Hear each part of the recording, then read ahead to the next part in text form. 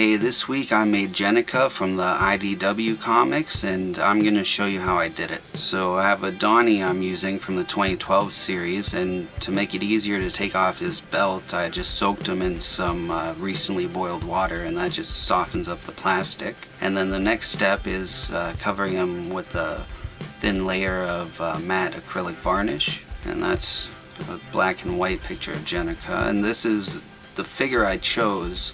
The one on the right, he's from the 2012, but he's a little different than the one I usually get. I don't know if he's a more recent or older release, but he has a little bit smaller head and a little bit bigger eyes, or he might have the same size eyes, but they look bigger because of the smaller head.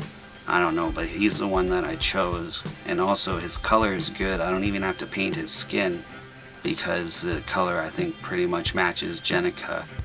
And I didn't shave down his cheeks like I did with my other, or with my IDW Mikey, and I'm gonna do with the other guys. But I think that makes her stand apart from them as well. And yeah, she's a girl, she's mutated different, and I don't know, like the cheeks. So that was white primer with white acrylic to thicken it up, because the primer I use by Vallejo, it's for airbrushes, so it's a little thin when you're painting it on with a brush. Then I added a couple drops of black to it, and to make it a little gray. Then I added more black to it to make it the darker gray. I painted the places where she's gonna have her fishnet, and then I painted some green on the shell and a raw sienna on the front there on her chest, and I'm dry brushing the raw sienna on top of the shell that I painted hunter green. And that's a picture of Jennika. Then I cover it all with another coat of acrylic varnish. Well, I'm covering the places that I just painted so that they seal up and are ready for their next step. Now I went with the pastel yellow. I like the yellow. I thought it works for her, but it's not a very good paint. So I just did the one coat with that, and I moved on to daffodil yellow for dry brushing to bring out all the details in the front chest there, and then also on the back of her shell. And by doing the light dry brush, it really picks up all the details and brings everything out and makes it look cool.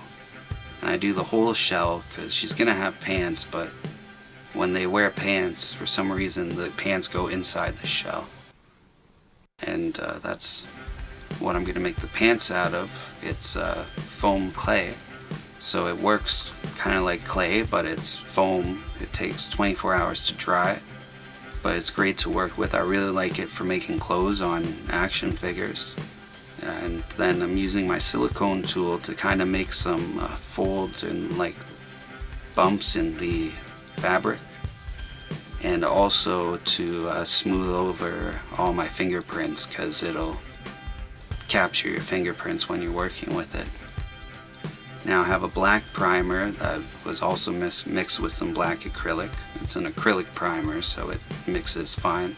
And then I'm covering the pants with that, because I also had to get some of the skin at the top was still showing.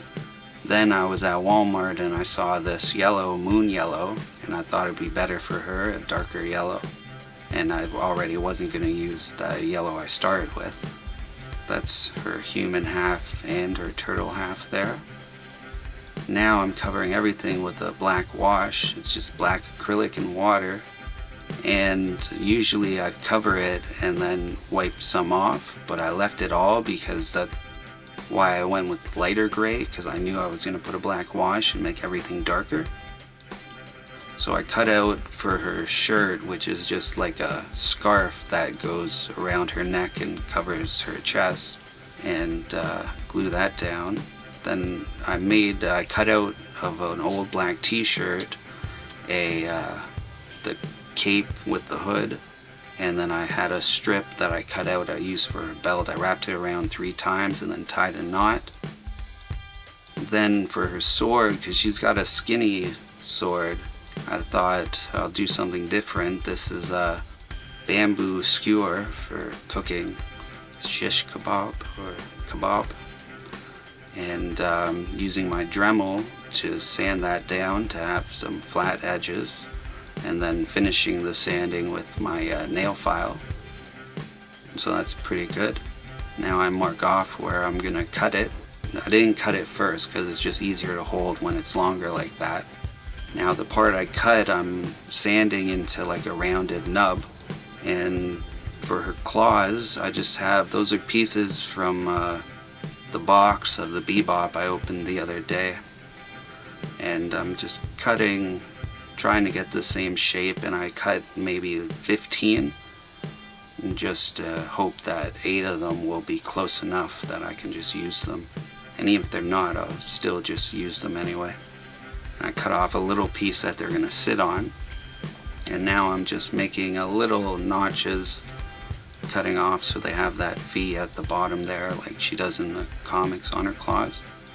And now I really like these little tubes of super glue. They're my favorite so far of all the tubes, but when you first open it, it'll give a lot of glue, so I just did a little dab and spread it on all of them.